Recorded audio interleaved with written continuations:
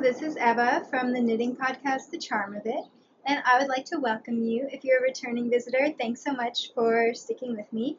And if you're a new viewer, I would say that this podcast tends to go into the details of projects, and I really enjoy sharing all of the little techniques and theories and history I come across when I'm researching or reading about knitting. So, really, I would call it a podcast for knitting nerds. Let's see. It is currently 88 degrees Fahrenheit, which is 31 degrees Celsius, and like 68% humidity. Hence the fan. I'm hoping that the sound doesn't pick up too badly on the camera. I'm pretty sure it won't. But in case you do hear a little more background noise, it is to save my sanity, especially since my little dog Thistle is still insisting on being in my lap. Apparently, heat is not stronger than love in her world. But I am drinking ice water today. Also in a bid to keep my sanity. I've got quite a bit to talk about. Even though it's only been a week since my last video uploaded, it's been over 2 weeks since I recorded that video. Sorry, I thought I was going to sneeze. So I have a lot of new... I have a lot of new projects and some finished objects that you guys haven't seen before. And so I guess we should just go ahead and dive right in. Oh, the topic this week is going to be how I use Ravelry. So that should be fun. I was trying to brainstorm while I was writing my project notes. I'm starting to run out of ideas for topics. So if you have anything you would like me to ramble on about, hop on over to my Ravelry group and do a suggestion. Oh, and I always forget this. I'm the Charm of It on Instagram and Ravelry as well as YouTube, and you can find me there, and you can find all the links on the YouTube page. So if you would like to get in touch, feel free. There's a group as well, and I really enjoy getting to know people who are watching the podcast because I started it in order to make knitting friends. Now, the first finished object is something you've definitely seen before, and this is my formalized curiosity cardigan. I had planned to be wearing this when I was recording, but as I told you, it is a very hot day. It's actually going to cool down tomorrow, thank goodness. So sleeves were just out of the question, indoors at least. So I'm trying to do up some of the buttons so it looks more like a sweater when I hold it up. Okay. Can you guys see that? Hopefully. So this is based on the lace cardigan pattern from the book The Art of Seamless Knitting that I checked out from my library. And I knit mine out of Quince & Company Sparrow, which is an organic linen fingering weight yarn. It's made in Belgium in the Nanny Berry colorway, which is this really beautiful kind of tea rose color, I guess, muted tea rose. I'm having a little bit of issues with my white balance today, so I'll try to fix that in editing, but in case I don't, right now it's showing up a little pinker on camera than it is in real life. But it's just a beautiful color, and the project photos will be accurate. I am so happy to have this done. I've already worn it a couple times, and as you can see, it's an all-over lace body, and then the sleeves are part stockinette and part lace. And right now it looks like the front is longer than the back, but that's just because of the way I was holding the shoulders. See, it's level. And these buttons I got on Etsy, and I'm really pleased. It's always frightening having to buy things online. Come on, camera. Well, at least the camera wants to see my face today. Let's see, how about that? Yeah, so it's always a bit nerve-wracking buying things online, but I don't really have a local shop where I can look for buttons. And so what I do is I go through my stash of buttons, and even if nothing matches the sweater exactly, I at least get a sense of what size I want. And then on Etsy, I search for that size and whatever other details. So these, I don't know if you'll be able to see, but they have like a gilded inlay, and they're mother of pearl. There we go. And so I thought they fit really well with the Art Deco theme. As I was saying, at first I thought that I would be using maybe cream or white buttons, but when I put those on, they really overpowered the pink of the cardigan, whereas the darker buttons that I laid it on ended up looking better. And I opted for many, many buttons. think I've got 11 on here, just because I thought they were so beautiful when they arrived in the mail. And I'm a details person. I tend to feel like nothing can be intricate enough. My capacity to tolerate fussiness is quite high, so I'm pretty pleased with how all these buttons look done up. You'll be able to see that in the project photos, since I'm not putting it on, even for you guys. Let's see. I wrote a list this time of things I wanted to talk about. Oh, first of all, since I knit this with linen instead of wool yarn, I just wanted to mention a few things that I do differently when I'm working with linen. First of all, I make balls, just regular traditional balls where you pull from the outside and, like everyone knows what a yarn ball is, instead of the center pull cakes that I use with wool, and that's because I've read somewhere that if you make a cake with a plant fiber, then it just ends up in a big snarly mess. So I've always made balls, and it's worked really well. They do have a tendency to fly in a way that the cakes don't, but I just use a bowl, like not a yarn bowl, just a regular bowl. I just put my ball of yarn in it, and then it doesn't go anywhere, which is good because my cat, she's really good about not getting into my knitting, but when a ball of yarn is like flying across the room, then she will definitely keep pouncing on it to see if it's going to run away from her. She really enjoys batting things, so try to avoid that temptation with her. And then the other thing that I did differently is that the pattern has the sleeves knit up in the round, and since I was using linen, there's a bit of a tendency for linen to bias, which just means it would twist a bit. And the cardigan I made out of Sparrow last year, I did the sleeves in the round, and it does do that a bit. So this year what I did was I knit the sleeves flat, and then I seamed them up, and I have absolutely no biasing. So I'm really pleased with how that avoided it. And I really enjoy seaming. Seaming with linen was a bit fiddlier than wool, but I really just enjoy mattress stitch, and then I like how when you're weaving in the ends, you've got a nice place to weave in all your ends. I'm attempting to show you the inside. Let's see. I think my camera's having a heat stroke. Okay.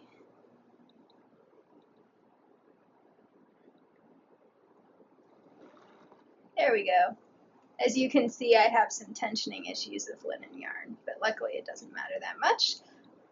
Okay, so this is my little seam, and there's one of the places where I wove some yarn in. And also because linen is much more slippery than wool, the yarn does not want to stick, like the ends don't want to stick to each other. So what I did was every time I joined a new ball, which was fairly frequently because it's sold in 50-gram skeins, I knit 5 stitches with both the old yarn and the new yarn, just held doubled. And I did this either like on some kind of seam to begin with, so it wasn't randomly in the middle of the lace pattern. And then, so that way they were already fairly secure, and then I just wove the remaining ends in to the seams on the sleeves, or just to where the seam would be if the body wasn't knit seamlessly. And they seem pretty secure. The sweater has been through a machine wash and a machine dry since then, and 2 wearings, and so far it has not shown any signs of wanting to escape. So I'm pleased with that. I really like having the double secure method. I think it just gives me more peace of mind. As I was saying, I do machine wash and dry this. I machine wash it on the cold setting because that's how I do all my laundry. It's better for the environment. And then I just machine dry it on low with like my kitchen towels and that kind of stuff. Most of my clothes I don't actually machine dry, but I just really love how soft and drapey linen gets when it's been dried in the machine. So, and my sweater that I made last year out of this same yarn has gone through multiple laundering adventures and is still good. It doesn't grow or anything in my experience. It doesn't grow or shrink. So let's see. So the only thing that has me a bit disappointed about this sweater, and this is entirely my own fault, is that I made the waistband a bit large. If I compare it to the sweater that I made last year, which when I wear it over a dress I can button the waistband and it cinches everything in, this is probably 2.5 inches larger than that. And I'm not really sure why I didn't stop to measure my other sweater, whose fit I like, before deciding how many to decrease for the waistband. I think that top-down sweaters, that's what this pattern is, are not necessarily ideal for my knitting style. Sorry, you can't see her, but Thistle is getting all fussy. Hang on, I think she wants to jump down. There you go, Bug. Throw pillow was blocking her escape. Okay. What was I saying? Oh, yes. So, with top-down sweaters, I don't know, they just don't seem to fit my knitting rhythm as much. Like, for this one, especially since it was raglan shaping and you start with all the lace, those first few rows are quite overwhelming. You're trying to use all these different charts and doing all your increases, and you've got a million stitch markers, and it sorts itself out fairly soon. So that's fine. But basically, it seems like all the complicated stuff happens in the very beginning, and then you just knit, knit, knit, knit, knit. And so by the time I got to the waistband, I was just done. I was ready for the body to be done. So I didn't go ahead and take that time to measure and decide. I just kind of winged it. The good thing is, I think that what this is it basically fits my waist with like 0 ease instead of negative ease. So it certainly isn't oversized, and I think it might actually be comfortable in the heat to not have that super cinched waist. So I'm going to leave it like this for this summer and decide at the end of summer whether I want to redo it or not. The sad thing about cardigans is that if you want to redo the fit of the waistband, even though this is top down, it would mean I have to pull out the button band and the buttonhole band and cut off all my buttons. So that would be a bit of a hassle. But we'll see. I think it fits really nicely. It's just not super cinching the way that the other one is. But honestly, in the summer, most of the time, I wear everything loose, and my cardigan that I knit last year, I very rarely button, just because I like to have as much breeziness as possible. So, I think I've talked before about the modifications I did. I didn't do very many. I changed the sizing a bit by doing 5 stitches instead of 11 stitches for the side seam. And then I probably changed the length. I lengthened the sleeves to full length, and all the bands I changed. They're written as 2x2 rib, but I really liked how the purl 2 knit 1 twisted rib looked in the lace pattern, so I decided to just continue that look pretty seamlessly down into the bands, and I did the same bands for the sleeves and for the neck. I also incorporated short rows into the neckband. Let me see if I can show you what it looks like. I always need short row shaping. I don't know if I have a longer neck, I don't know, extra length here than usual, or if I just have a lower tolerance for sweaters that go down too far, but it drives me insane when the back of a sweater doesn't go up high enough. So with this cardigan, since it starts off in that lace pattern, I didn't want to put the short rows in the body, especially since this is the part that you knit first, so I wasn't really well acquainted with the pattern at that point. So what I did was I did the short row shaping in the band, and you can see that this ribbing is a lot longer than this ribbing, and I think it worked really well. It's very comfortable to wear, and it fits really. It goes up high enough. If anything, I would do a little bit more short row shaping, but that's because I really like it to hit right about here for sun protection as well. I pretty much did the I-cord bind off because I just like I-cord bind offs, and I thought it fit well with the stockinette lines of the lace pattern. And I did that everywhere except the neckline. I tried doing an I-cord bind off for the neckline, and it was just too snug. it didn't let the neckline stretch at all, so I probably wouldn't have been able to button that top button. So after a few experiments, I ended up just doing a regular cast off, bind off, like that one you first learn where you just lift the stitch over. And that provided a really good balance of stretch but security, so the neckline isn't going to stretch out of shape. And the little chain line really echoed the I-cord bind off quite well, so I was pleased with how that turned out. So originally I thought that I might do an I-cord button loop thing, and I realized pretty quickly that I was going to need at least a wider button band in order to anchor my buttons.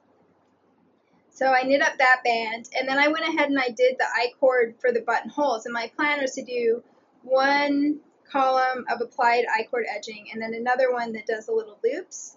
But the I-cord edging made this side a lot longer than the button side, and it didn't seem like it was going to work well, so I just did the same thing for the button side that I did for the buttonhole side, vice versa. I did the same thing for the buttonhole band that I did for the button band so that I knew that they would match. And they ended up being about 1 inch wide. That's part of why the waist is too wide. The pattern calls for 1/2 inch wide bands, but I did a 1/2 inch wide band and it just looked dinky to me. I don't know. So yes, that is why, and the reason why I decided to do the horizontal one instead of doing a vertical one like I had mentioned possibly doing in the latest episode is I was just a little worried about how much the lace would stretch vertically versus horizontally, and I've never done a vertical button band before, and it just seemed like this might not be the best time to experiment with that, because I love wearing my linen cardigans, and I don't mind knitting with linen, but I don't love knitting with linen, so I knew that I wasn't going to want to like do 4 button bands until I found the right length. So I used Pam Allen's double yarn over buttonhole technique, and I didn't knit the buttonhole band until the buttons had arrived so that I knew that the hole would be the right size, because there's nothing worse than having your buttonholes too big. Well, I guess having your buttonholes too small would be sad, but I've never had that issue, so, because then you have to go in and like sew them smaller and it's incredibly annoying. So, whew. I think that is everything about this sweater that you could possibly know. Other than that, I really love it.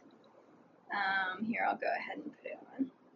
And I've detailed all of the modifications and little things, like everything that I mentioned on this episode you can find on its project page so that you don't have to take notes in case you're curious about anything. So. Here it is on. Look at that lace. I just love that lace pattern so much.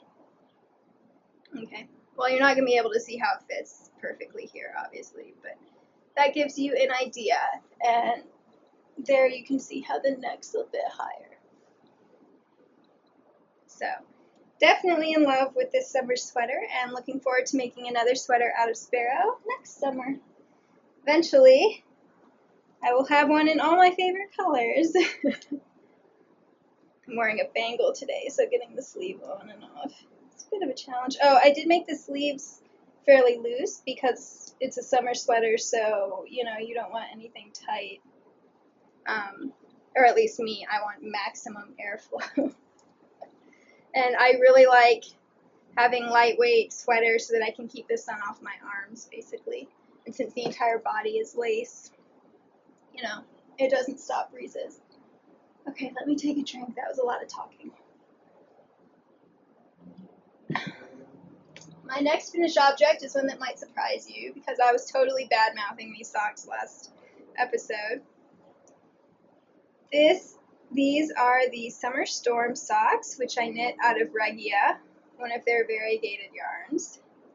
And as I mentioned, I knit this with the free pattern Scatterbee socks, and I think it's really great for variegated yarn. It's very fun. The rhythm is similar to the Hermione's Everyday socks, and it does a great job of playing with variegated yarn and distributing those colors.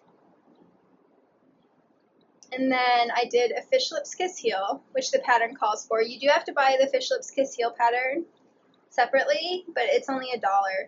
The tutorial is many, many pages. She's clearly a detailed person too, but you can skip ahead to the actual technique if you're overwhelmed by all of the details. Basically, it's like 20 pages of how to make sure that the socks you knit always fit everyone every time. So, and I really like the short row method that she uses in that sock, and I will talk about that more later when I get to my works in progress. But the reason why I finished this pair is that I posted the first one on Instagram, kind of complaining about how it didn't knit up because of these dramatic changes.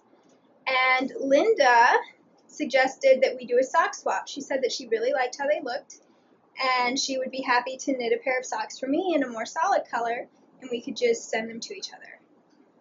I thought that sounded like a lot of fun.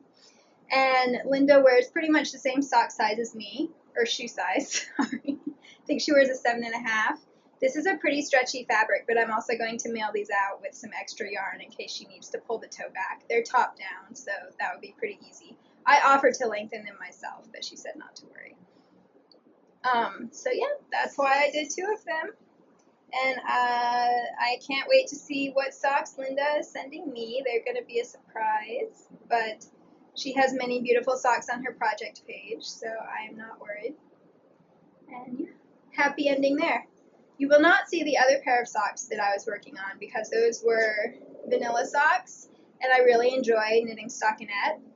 And right now I'm knitting a sweater for my mom that's mainly stockinette, and so I want to save that second sock for like another time when everything I'm knitting is more complicated and I need a stockinette project. So I've put it in hibernation for now. Let's see. 2 more finished objects, and they're both Fair Isle. In case you're wondering, in addition to me recording this in a longer space of time than it seems from when my last upload was, I've also been quite stressed lately, both by some personal issues and just world events. And when I'm stressed, I knit more. It's like, it's my coping mechanism. I can't control anything else, but I can control how my hat looks. So that is why you're going to see quite a few projects today. Let me show you the hat pattern I used. This is the book Stranded Knits by Anne Kingston, and it includes some technique bits at the front with very helpful diagrams, and then it includes a whole bunch of patterns. Anne Kingston is the designer who made my swan sweater, which I think I've worn on the podcast before, and I've definitely shown on Instagram if people are always curious about it. Okay, so this is what I wanted to make, the Pleiades hat. I don't actually know if I pronounced that right, but the Pleiades is a very cool constellation, also known as the Seven Sisters constellation, which is lovely. And I've had this in my queue since I got the book, so for over a year. And I ordered some Quince & Company yarn. I ordered it in Peacoat, which is a very dark navy, and then Oyster, which is their silk blend. So it's a sparkling, very cool off-white. So either the palest gray you can possibly get, or white with like a drop of gray in it. And so that would be perfect, right? The night sky, very dark blue, and then sparkly stars. And it looked lovely together in the skeins. But once I started knitting it up, it was just way too high contrast for me. The colors kind of flattened each other out. And if you wore high contrast things, I'm sure it would have looked excellent, but it was very graphic. You know, that kind of pop art. Is that what I want to say? I don't know. Whatever it was not me. And so I had actually knit the corrugated ribband twice in that yarn because the first time it turned out too big. I think that somehow I seem to be knitting looser and looser corrugated ribbing, and I'm not sure why. I think it must be because I'm purling with the opposite hand that I used to. I don't know.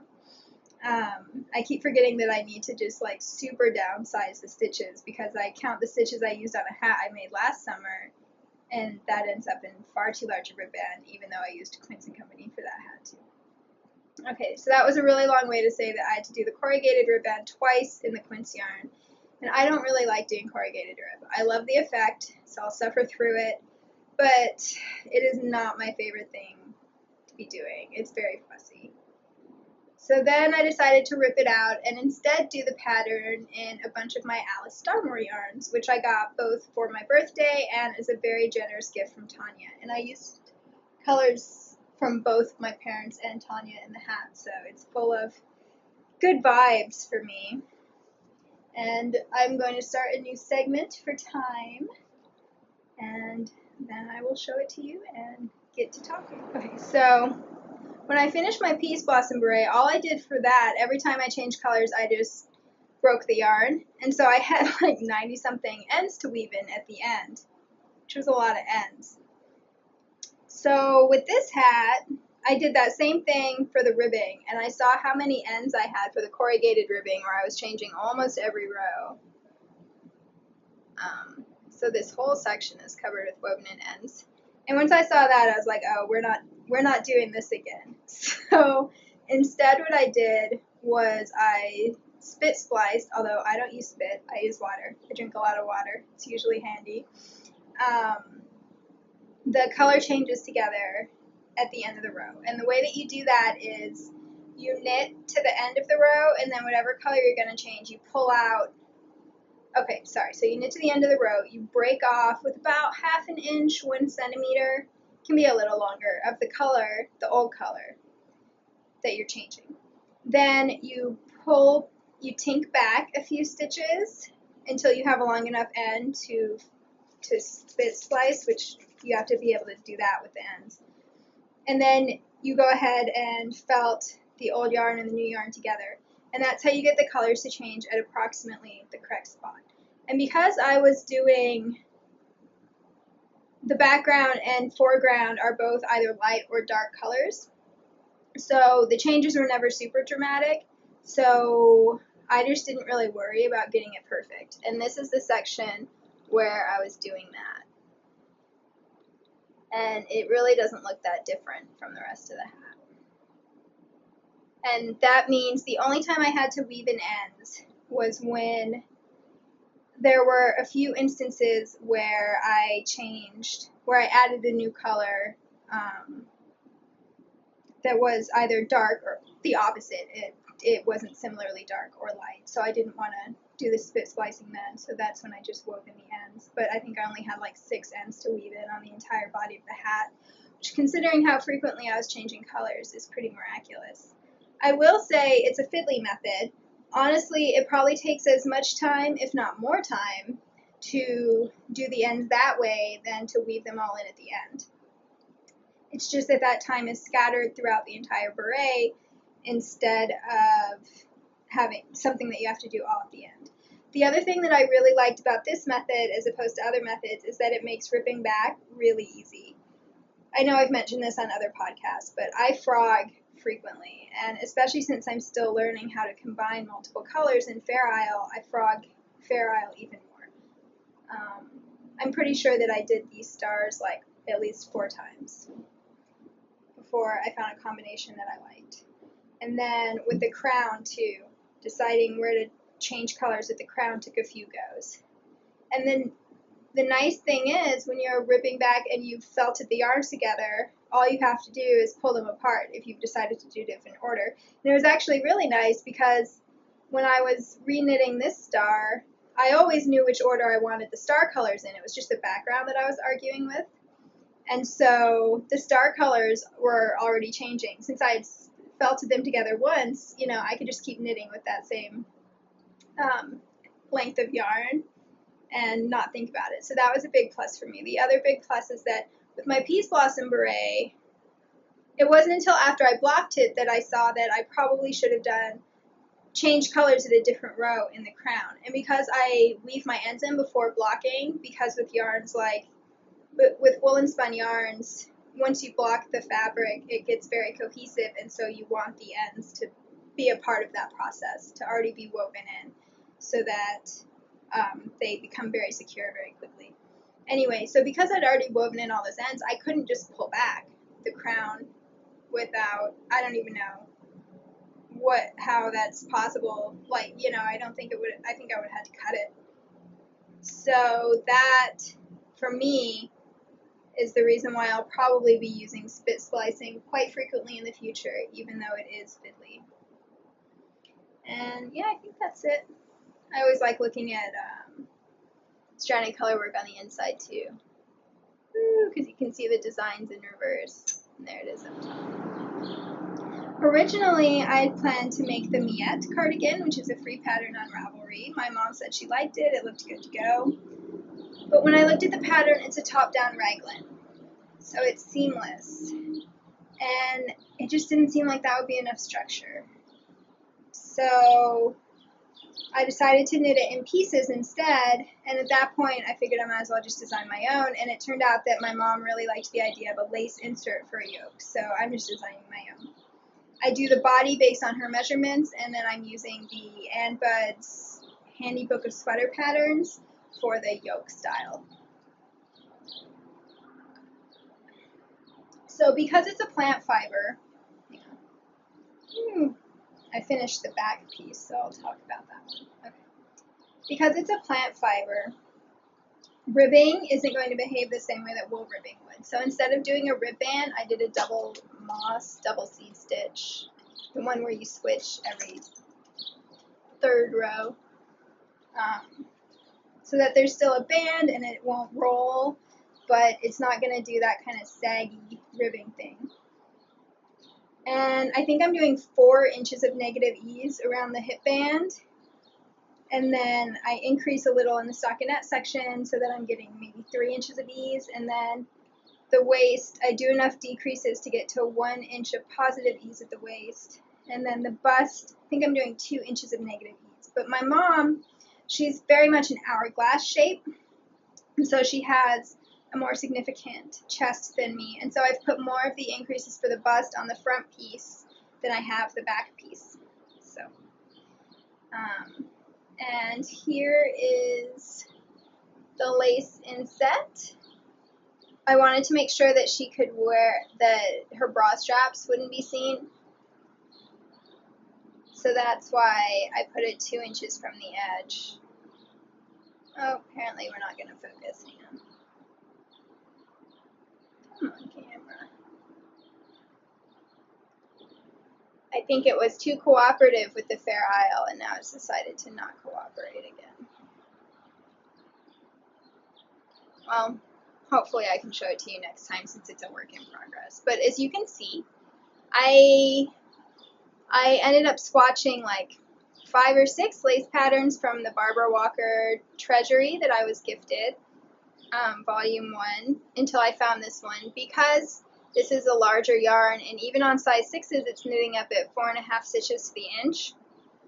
I needed to stick with smaller lace patterns so that I could get enough repeats in this pretty small section. And so it was interesting, the ones that I thought would work ended up not looking so great. And I did do some short row shaping for the back, neck, and shoulders. I put some of it in the lace. I don't know if you can tell, but some of these lace motifs are taller than the other ones. And then instead of binding off the shoulders, I left the stitches live so that I can do a 3 needle bind off when I finish the front. That's more true to life. It's like a dark teal color. And I think it turned out really pretty. And I think it looks nice with that moss stitch at the bottom, or double moss. So obviously I've knit this really quickly. I am just about to start the armhole shaping for the front pieces, and I'm knitting them 2 at a time, just so that I know that they match. And it looks really small, and that's just because the stockinette is rolling. My mom is a small woman. I think she wears 1 size larger than me, but she's not like that small. That's just the rolling. You can kind of see that waist dart here. For the bust darts, I didn't really want that dimple in the fabric because after all it's going to be worn for teaching. It needs to be modest, so I just put the increases a little further apart, so that way there's that extra give, but it's not like drawing attention to that region. And it's going to be a crew neck for that same more modest reason. And obviously I'll be starting the lace section quite high on the front pieces for the same reason. And I have had such a blast knitting this. I did not think I was going to like it because of the plant fibers, but I love rayon. Usually I'm a natural fibers girl, but the rayon clothing that I have in my closet I really like, and I think I've never knit with 100% cotton, but knitting with a cotton rayon blend, it's really not that bad. I think it also helps that I'm knitting English style. I tension my yarn differently, and when I'm knitting continental, this finger has to do a lot of work keeping that tension even, whereas when I'm knitting English, the yarn just kind of gravity tensions it more than anything. I should probably work on my continental tensioning. Anyway, and so it's just pretty much flown. As I've said, I love doing plain stockinette. This is obviously flat, not in the round. And that's part of why I knit this English style, is because I really want to get better at my English purling. And I certainly have. Like, for most of this piece, the purling rows took significantly longer than the knitting rows, but I've noticed lately on the front pieces, I'm pretty much going at the same pace, so that's pretty exciting. And so far, I know that I'm not going to run out of yarn. I'll probably have a couple skeins left over. This yarn I bought when I was still a newbie knitter. It's Valley Yarns Goshen, and right after I finished knitting that baby blanket, I was inspired. I thought, this wasn't as bad as I expected. I'm going to knit blankets for everyone in my family. And then there was that Webb's has an annual summer sale. And so I bought blanket quantities for everyone in the family. And everyone but my mom I got in ultra alpaca. That's why I have so much ultra alpaca in my stash. But my mom, since she doesn't like wool, I got this yarn for a blanket since I had already knit one in cotton rayon. And then I started my dad's blanket that fall, and I still haven't finished his blanket. It turns out I'm not really a blanket knitter. To be fair, I picked an incredibly complicated pattern. It's like a 44 repeat cable lace pattern. That might have something to do with it. But, so luckily, my mom said she would rather have a cardigan. So that's why I have this yarn, and I'm super happy to knit it up into a cardigan instead of a blanket, even if it's about the same yardage. And my sister, I'm going to use what was her blanket quantities for myself instead, and then I'll be knitting her a summer sweater once I finish my mom's sweater. Well, a winter sweater for Texas, but a summer sweater for me because it'll be plant fiber. So yes, if you've ever visited my stash page and are wondering why I have so many yards of ultra alpaca, that would be the reason. Foolish early knitting decision. Luckily I enjoy ultra alpaca, so I'm gonna make a cardigan for myself out of it in the fall. Now I'm rambling. So that's my first work in progress, and I think that's all I was gonna say. Oh, when I was talking about knitting with the linen and saying I was going to say something later, the thing I was going to mention was that I find it much easier to tension plant fibers with my right hand than my left. But I have not tried tensioning sparrow, which is a different feel to it than this yarn. But something to think about if you're trying to knit with plant fibers and you're experiencing a lot of hand pain. I don't even have to cut down on the amount of rows that I do in one session the way that I did when I was knitting with the sparrow with this yarn.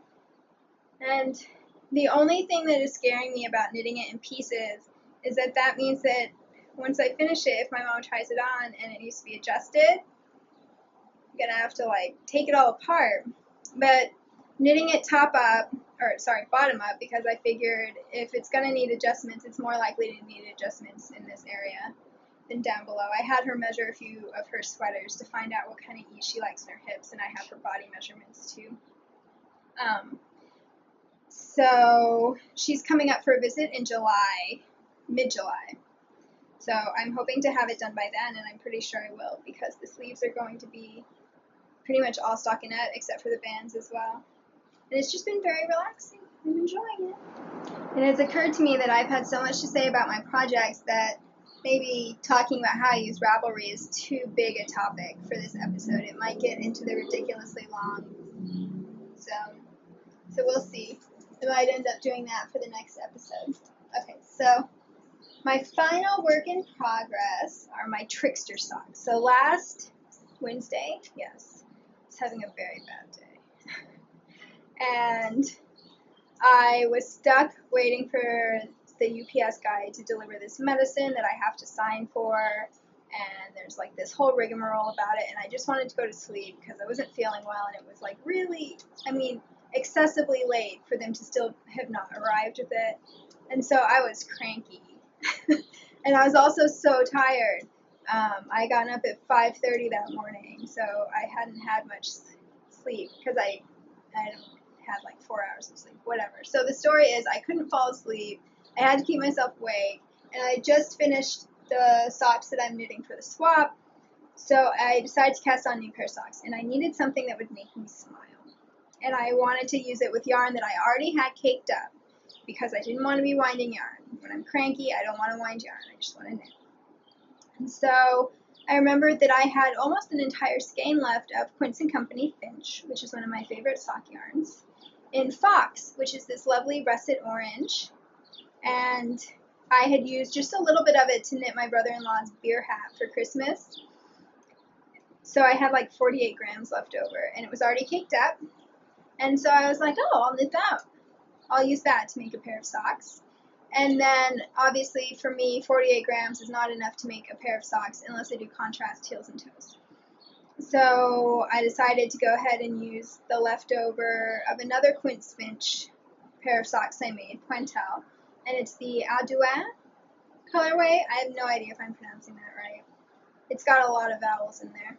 I'm not really sure what the inspiration is, but it's in paler natural heather. And so then I decided that since I was doing a contrast toe anyway, I might as well make it cute. So I'm knitting myself fox socks, and they make me smile even when I'm cranky waiting for the UPS guy to get here. Aren't they so cute? And I just bound off for the first one before I started this episode. I know that this looks like it's flaring, but the rib gets stretched like that much when I'm wearing it, so then it actually looks nice. Anyway, so I'm knitting these toe up so that I get as much of the fox colorway as I can, and I've mashed together two patterns. The first one is like the body pattern, and that's the hedgerow socks, which is this really lovely textured knit, or textured rib, which my camera does not feel you need to look at. Oh, it's a free pattern on Ravelry, the hedgerow socks. And the reason why I wanted this is because I used a skein of Finch to make a pair of Hermione's everyday socks, and I just really love the stitch definition you get with Finch. It's a tightly sprung, really bouncy yarn, and so it just really shows off texture. There we go, now you can see. So this is actually the embossed moss rib pattern, which I recognized from my Barbara Walker Stitch Dictionary, and it's making it. The hedgerow socks are really lovely. I will say that the pattern is many, many pages, so it would be good for someone who hasn't knit socks before. As someone who's knit quite a few socks, I basically just took the pattern and then the cuff, and that was it. The pattern is written for top down. I changed it to toe up just so that I could maximize my yarn usage. And this rib is a 6-stitch repeat. So then I found the Miss Fox, I think, pattern from Drops, which is another free pattern, and it's for socks. They're actually for children, with little fox faces and then matching mittens. And that also is a 6-stitch repeat pattern, this color work right here. And that pattern, all of it is written in one paragraph, which kind of I completely ignored, and I just found the chart because trying to read all these knitting instructions mashed together in one paragraph was not happening, especially since I was cranky and sleep deprived. So I just used that chart, and you can't quite tell at first how many stitch repeat it is. It's a 6-stitch repeat. I think they chart 18 stitches. I don't know why they're trying to confuse me. And then they have an arrow pointing to the stitch that should be in the center of the little fox face. And it's not the first stitch. I think it's the second stitch. Remember, this pattern is also written for top down. So all I did was I froze my phone in its current configuration and turned it upside down so that the chart would be the way I needed it since I was going toe up. It worked. So to make sure that I was centering it, all I did was figure out what stitch was the center of my face, and then how many stitches in that was from 6, if that makes sense. So then I knew what stitch to start over here. If that did not make sense, let me know, and I'll try to explain more clearly on my next episode. And for me, Finch is a bit plump for a sock yarn, and I've got small feet, and especially since I was doing a rib pattern, I decided to go with 54 stitches, and that fits me really well, instead of 60, which is what I would do with a thinner sock yarn. So I did 54 stitches, and I did my little, obviously I did the contrast color for the toe longer than I would for a regular contrast toe, just so that I could get my full fox face in. And I did have to redo my little decorative bits. I think they're called lice, but I really don't like that name. Because for this section, I knit with the white as the background and the orange as the foreground, so the more dominant one, since that was the new one. But when I did that up here, it basically made the white ones disappear. So I switched hands for that. I held the white yarn in my left hand and the orange yarn in my right hand so that they would be nice and prominent. And when I got to about here, I went ahead and embroidered the face on, just with some leftover Barocco Ultra Alpaca Sport that I have from knitting a friend's son a beanie. It's like the only black yarn I have. And if I were doing it again, I would probably put the nose a little higher up, just for your own reference. Because when I put the sock on, the nose starts to disappear a little bit. So after that, I knit until the contrast heel, and I've included a link to the tutorial that I use to do the contrast heel that makes the contrast color mainly on the sole. I love this in general, and I really love it for fox socks because it looks like the underside of the tail, right? So that's pretty exciting. And I knit until I was at half of my skein and bound off. Well, I knit until I had like 3 grams left, and then I switched to ribbing. I don't usually do a lot of ribbing for a cuff, especially when the whole body is ribbed, so I just did 10 rounds of rib. And I tried a new to me bind off. Usually for toe-up socks, I do a 1x1 rib, and then I do the invisible sewn bind off. But this was a 4x2 rib, and it flowed so well into the pattern. So I don't like Jenny Surprisingly stretchy bind off because it flares a lot. So I tried the elastic bind off, and I like the little chain at the top. And then once I'm wearing it, it doesn't flare. So that's nice. Yeah, I really love these. I had a little bit of a pleasant surprise because Quince & Company reposted the photo I did of the original little face on their feed, and obviously they have a bajillion more Instagram followers than me. And several people have gotten in touch to say that they started watching the podcast after seeing that photo. So thank you guys. And so it's nice that good things come out of crankiness and sleep deprivation.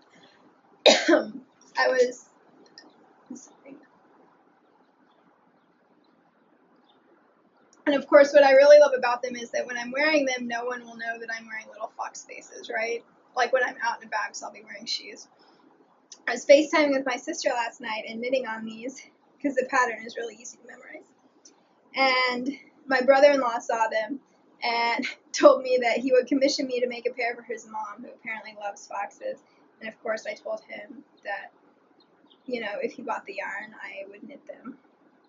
Of course, not because I am obligated to knit, but obviously I'm not going to charge him like an hourly cost for knitting because it takes way more hours to knit a sock than you would be able to afford. And the reason why I agreed to knit them for him is because, as I mentioned, I knit a little beanie for him with little glasses of beer around the crown, and oh my gosh, he was so excited about that hat. He wore it a ton, and he like bragged about it to his family and everything.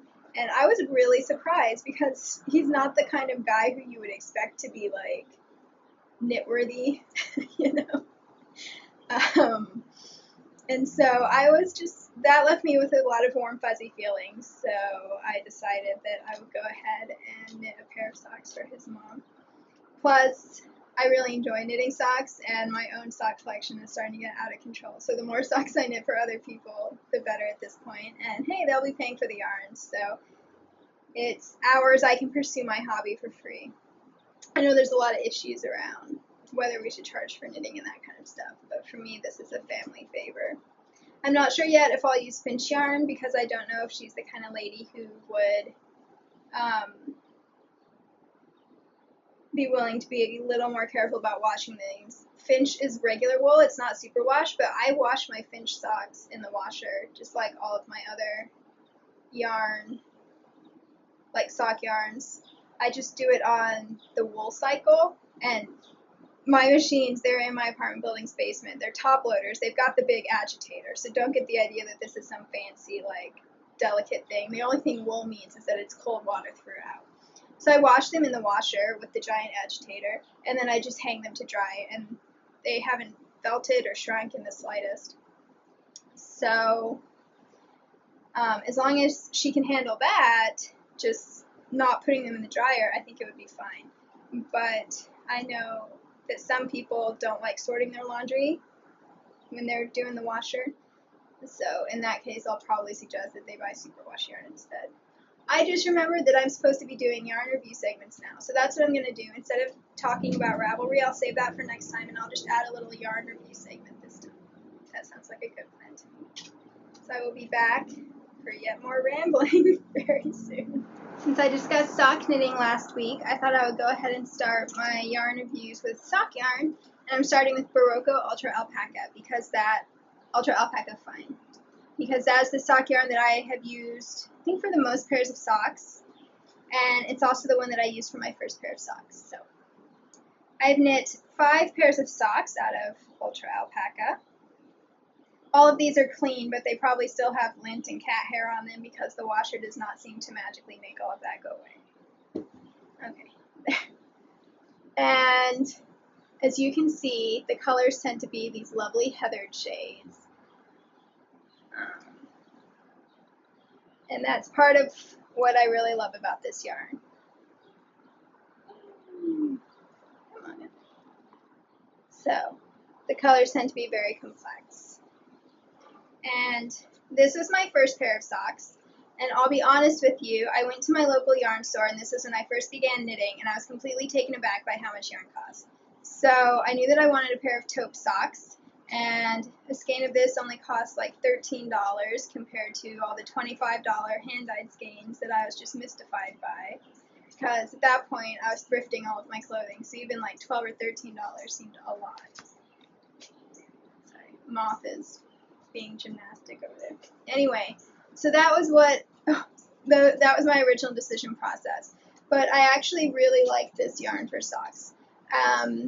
It's a finer yarn, so it knits up into a really lovely, lightweight, but warm fabric because it's got alpaca in it. I think it's 20 or 30% alpaca, 20% nylon, and then the rest is superwash wool. And cat fur, in my case. And so this pair of socks is a pair of Guernsey socks, and as you can see, they are much bigger than all of the other socks. And that's partly because this was the first pair of socks I knit, and I didn't understand that my shoe size is not a medium, and I shouldn't follow medium directions. And it's partly because of that alpaca content, the yarn is going to spread and drape a little bit more than a wool would. So most of the socks that I've knit since then are ribbed socks, like patterned ribbed socks,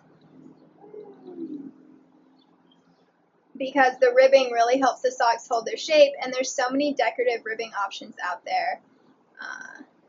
So it's not much of a sacrifice to make sure that I'm knitting with a ribbed sock. The most recent one I've used had a ribbed leg with a twisted stitch pattern, but then a pretty much all stockinette toe. And now that I know how many stitches I should be knitting on, this one holds up fine as well. So maybe I'll have to try another pair of socks in this yarn with a non-rib pattern and report back to you guys. But I would say that this yarn does absolutely beautiful in rib patterns, and I think it looks really nice in lace. Here's a lace pattern.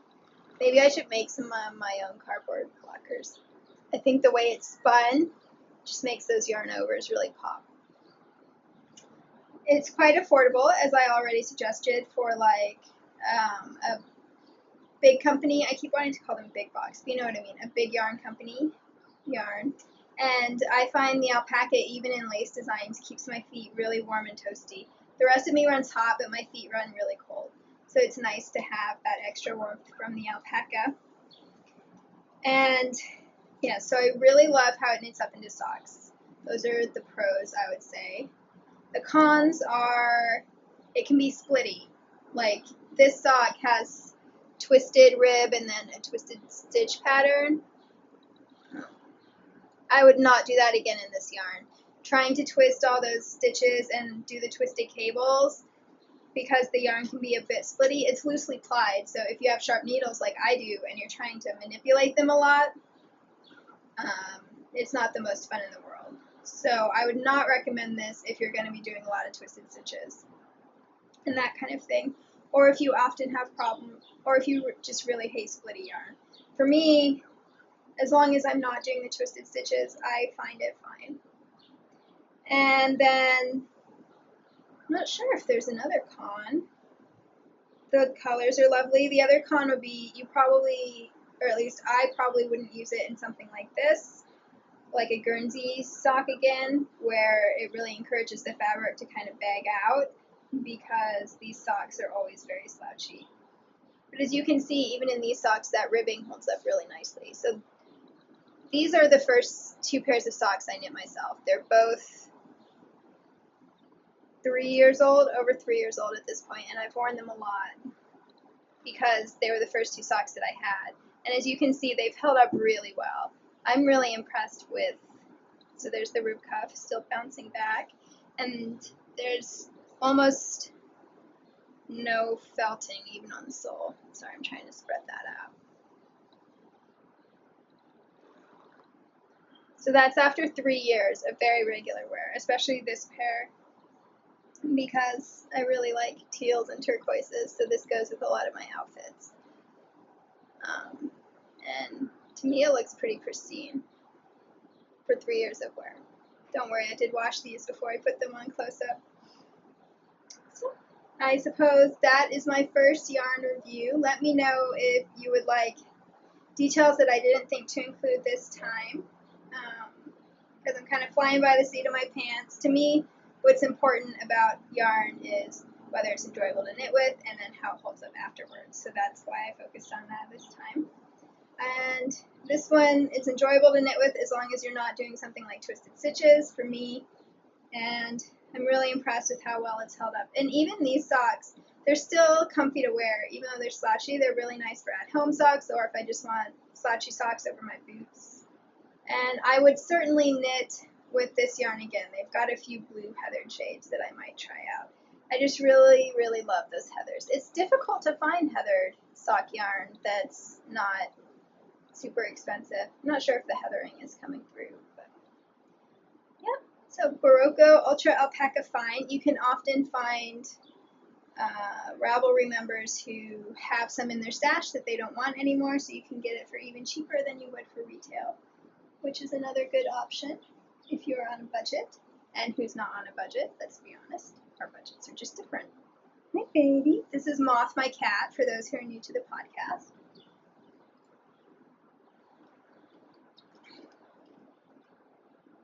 And now I'll do my yarn acquisitions. Now, I am knitting from stash primarily for my personal projects. I mentioned that I wanted to do that, except for my birthday spree. And I've been really good about doing that. I don't know if good's the right word. I haven't felt the need to add much to my stash for me. However, my stash is for projects for me, not for other people. And so when I'm making gifts for other people, I need to get yarn. I know some people make gifts from their stash, but I don't know.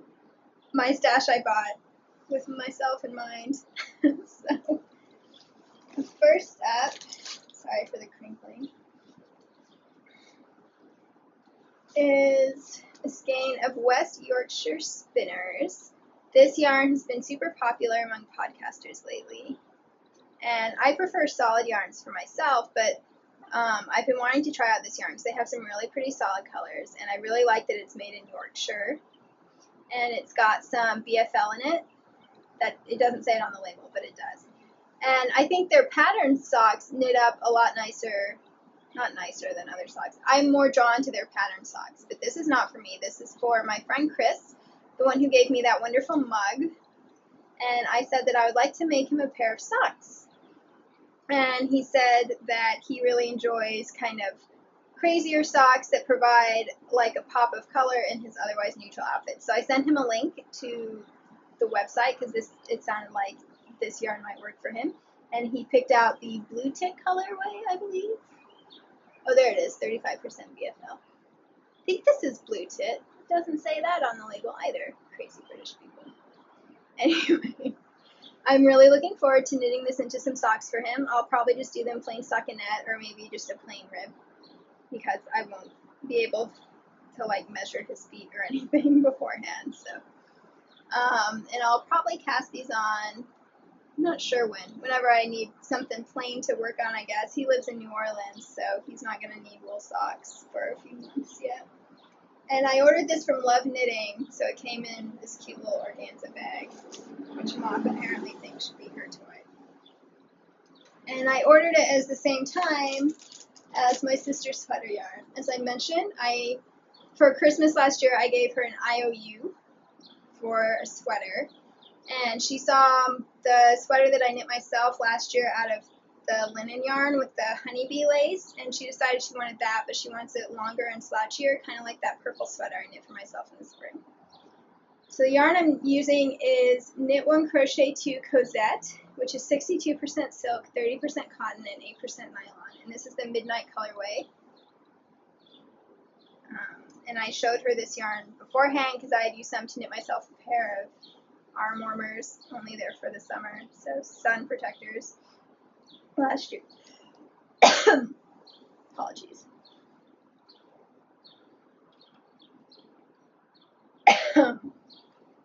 So I knew I wanted to get her this yarn, and it turned into a saga.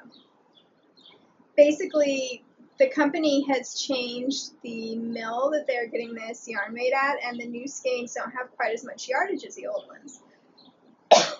And so I need either 5 skeins of the old yardage or 6 skeins of the new yardage.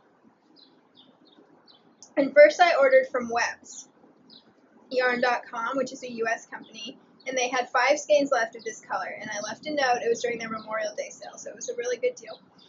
And I left them a note saying that if it's the new yardage, they need to contact me before shipping. They didn't contact me, I got my package, and it was the wrong yardage. So I have to go to UPS and mail that back to them. They're paying their return postage, but I mean, they're not going to pay my bus fare to get to UPS. Can you tell I'm not super impressed at that? So, and they didn't have any more of this colorway in stock. That's why I couldn't just order a 6th skein from them. They only had the 5 skeins to begin with. So that was out. So then I was looking around at other places, and I found loveknitting.com, and they had like a 15% off coupon code and free shipping if you spend $50.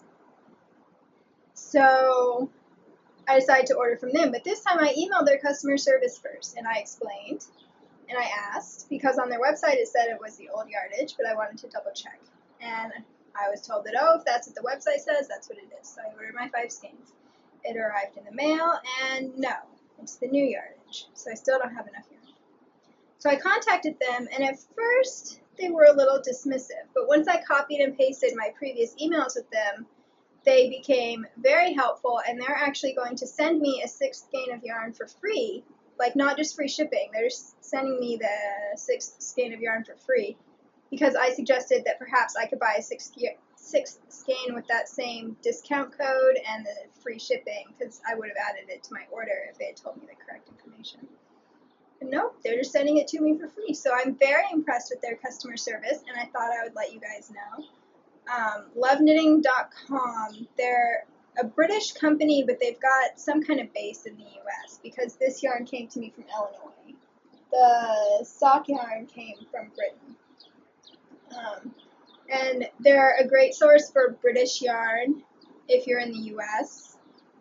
if you don't mind. I mean, their prices aren't super cheap, but they're a great source because, you know, they do the free shipping if it's $50, and they often offer codes, you know, coupon codes. And clearly they have very good customer service, so I thought I would go ahead and pass that along. I am much more likely to buy from them in the future than to buy from webs. Because when Amazon has made a mistake for me in the past, they arrange for UPS to pick up the package and mail it, so I didn't have to do anything. I know I probably sound like a spoiled American if you're not American yourself and used to our customer service, but I mean, I have chronic illnesses. Like every time I have to run errands, it's very hard on my body, so that's why I probably sound a little spoiled about having to go to UPS, but that's okay. There's a UPS right near a Panera, and I got a Panera gift card for my birthday, so I'll just make a little outing of it. But yeah, it does not leave me with warm and fuzzy feelings towards webs, since if they had just read the comments, we could have avoided all this. So the good news is I'll have enough yarn to knit my sister's sweater, and I will cast on for that when I finish my mom's sweater. I expect it will take a while since she wants it to be so long. Originally, I was hoping that she would want me to knit her a hitofude, because I just think that looks like such a cool construction, and I would never wear that shape myself, and she tends to wear more drapey shapes like that. They look very good on her frame. But that's okay. Maybe she'll want a hitofude next year.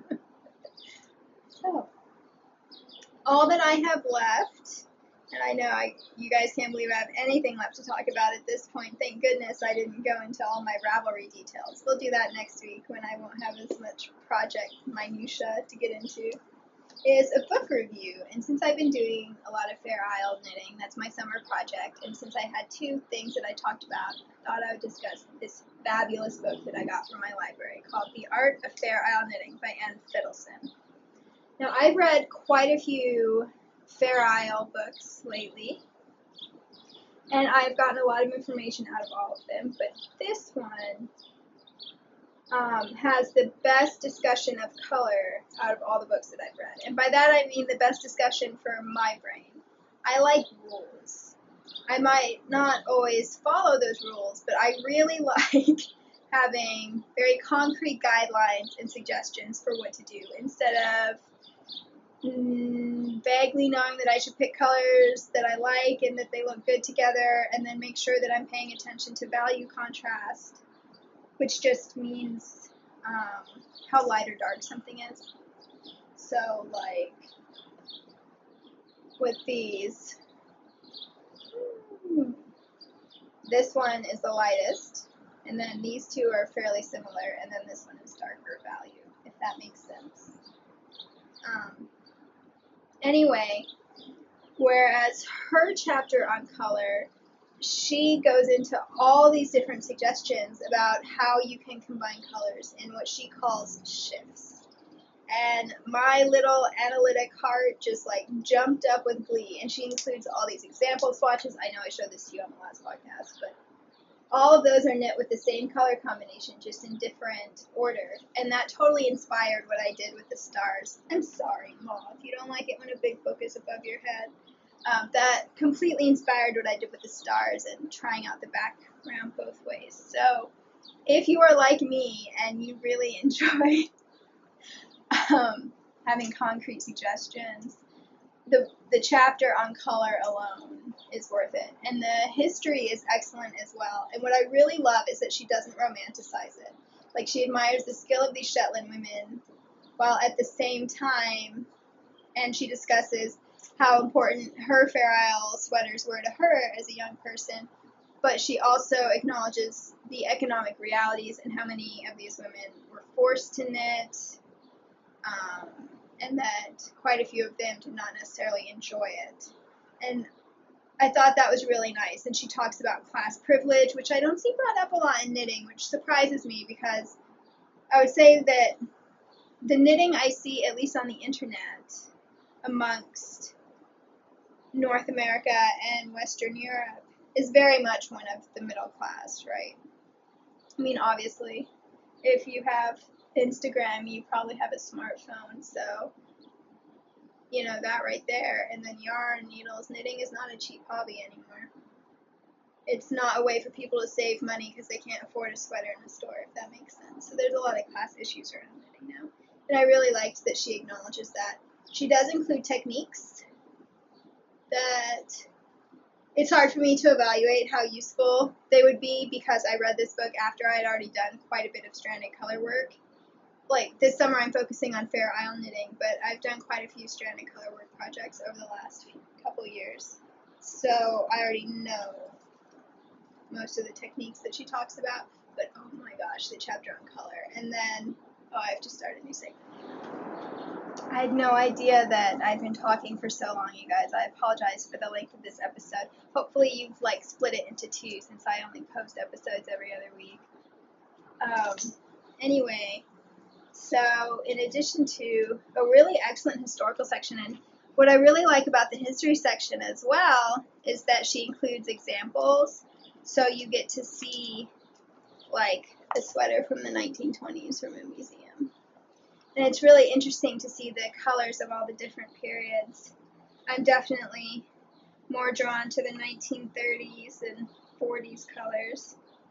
And I don't know, I always find the history of clothes fascinating. So I loved the history section. The techniques were super, she goes into steeking and picking up stitches and all kinds of things. I must admit I glossed over that. And then the color section. Okay, so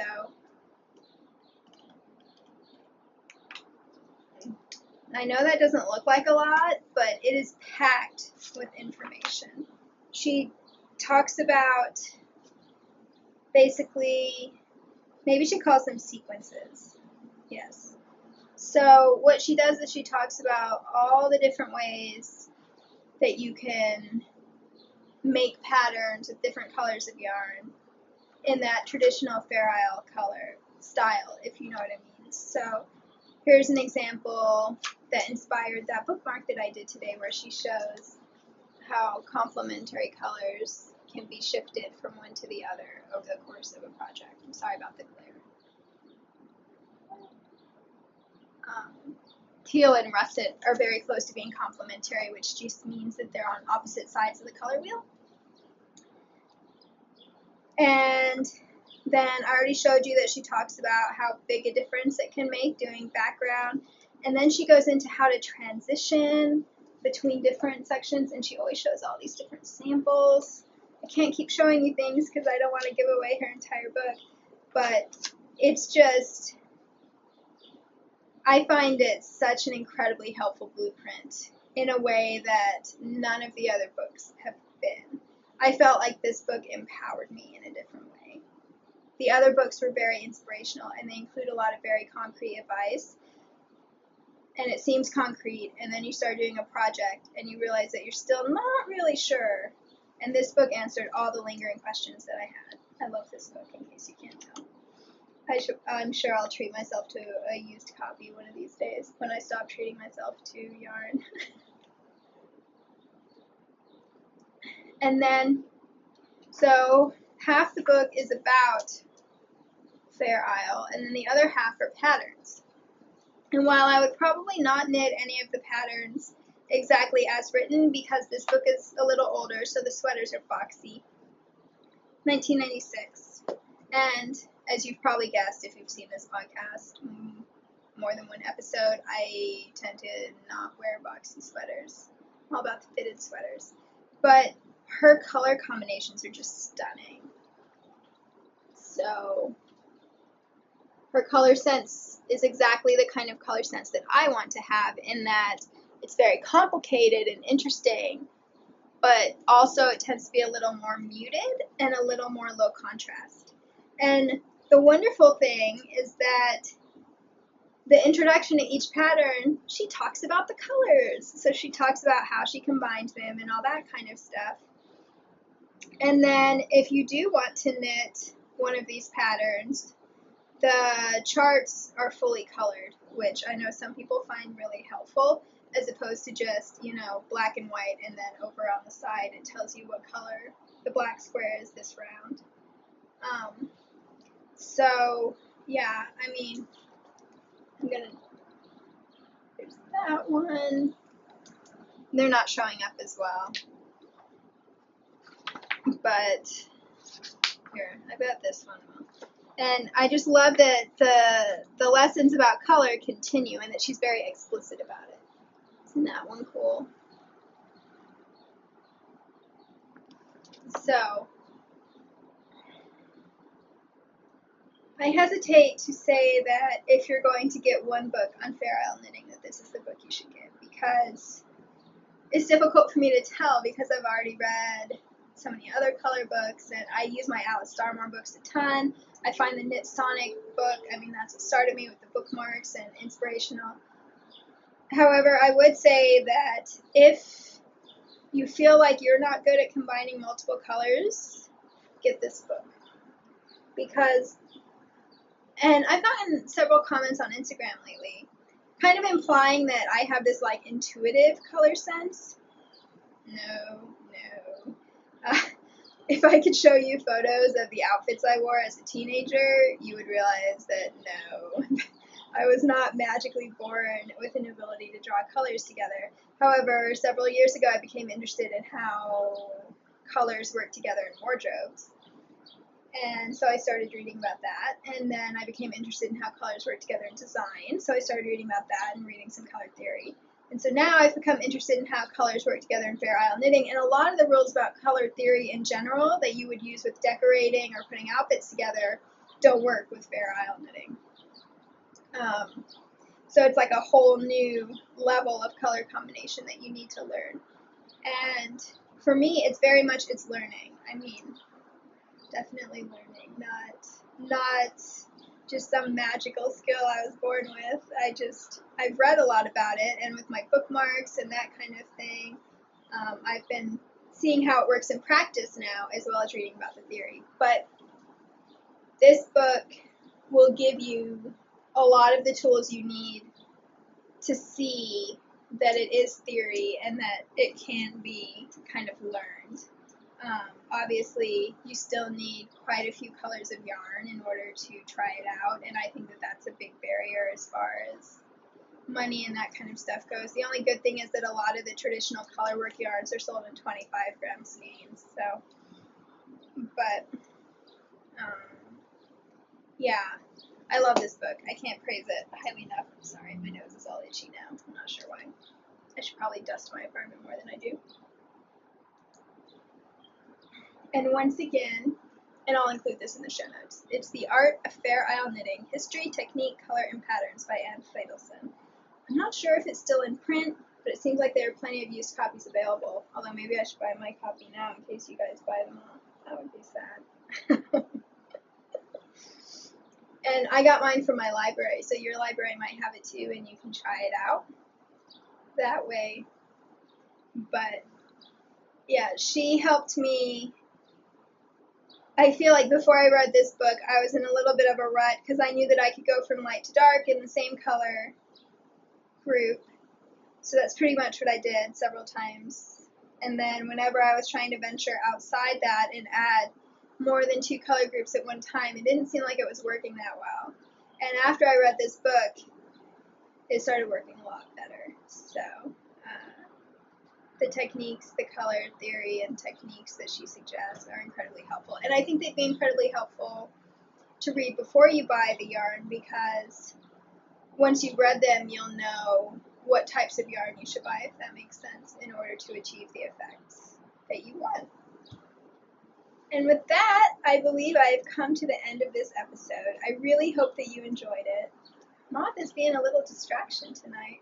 Anyway, I really hope that you enjoyed it, and thank you so much to everyone who has sent messages or comments on Instagram or YouTube or the forum.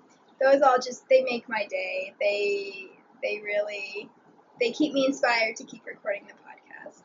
It's so incredibly surprising and special to me that people want to listen to me ramble. I know I say that every week, I'm sorry. It's true. And thank you so much to those of you who have decided to participate in the bookmark knit along. I know I mentioned it earlier, Obviously, July 31st is the deadline for if you want to win the prize, which is a 100-gram skein of hand-dyed sock yarn from Sweet Sparrow Yarns.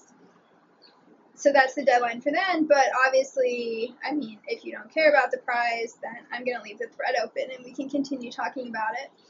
And I just encourage you to give it a try, and I hope that if you do, you will share with me whatever your results are. I keep forgetting to photograph everything, like the 4 wrong attempts on my bookmark before the right one. I really should remember to document that better so that you guys can see the process instead of just seeing the finished object and, I don't know, thinking that that's what happened at the beginning, because it didn't. But yes, so I will see you guys in 2 weeks. I seem to be back on a more regular schedule. Thanks as always for tuning in.